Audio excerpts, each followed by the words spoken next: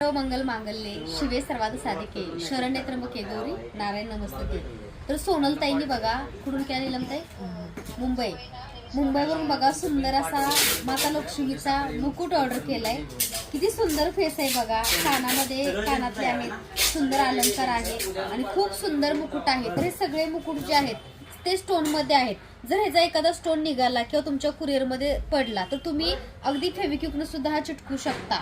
आणि हा नाजूक आहे बरं का। ओपनिंग करताना व्यवस्थित ओपनिंग करा आणि ओपनिंगचा व्हिडिओ सुद्धा आम्हाला शेअर करा। सोनलताई धन्यवाद, मनापासून आभार। आत्ताच मुकुट का बुकिंग करायचं आहे किंवा का बुकिंग चाललंय हा प्रश्न बऱ्याच ताईंना आहे।